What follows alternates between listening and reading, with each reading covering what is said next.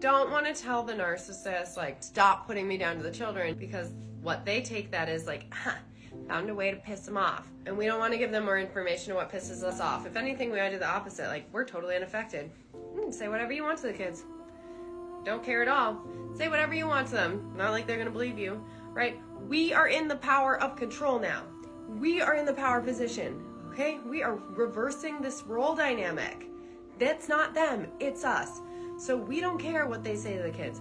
When it comes to how you handle the children, that's where we have control.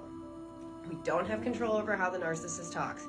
We don't give it any attention or energy, because any attention or energy is supply to them. Positive, supply. Negative, supply. Apathy is the death of a narcissist. We are indifferent. We are apathetic. We don't give, okay, do you understand?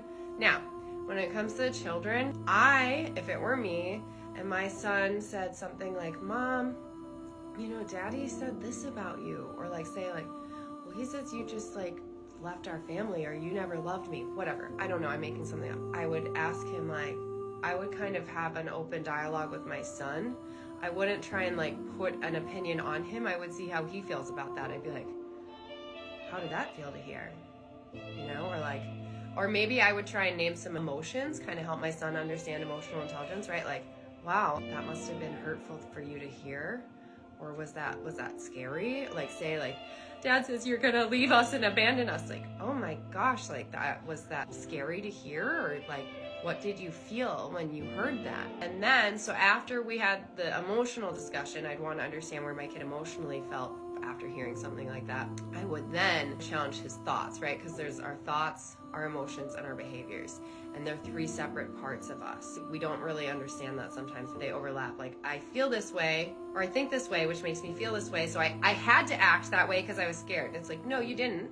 You could have been scared and still not done that, right? So now I've addressed his emotions, then I would go to his thoughts. So say it's something about me being a neglectful mother or a bad mother, like, I want to get my kid start to have his own critical thinking.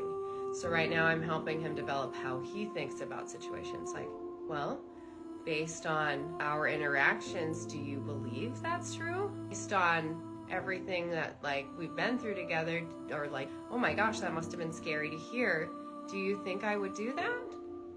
And then the kid might be like, well, no. And then I would be like, yeah, I would never do that, right? So that's kind of how I would handle it. I would be like, I wouldn't do that. You want to get the kid used to questioning their other parent and not just internalizing whatever any parent's belief, mine or the other parents, because we do that. Like, a parent says something when we're 7, we lock it into our belief system, and then we don't even question it until 30 years later in therapy, So I want my kid to be challenging the things that his other parent is saying.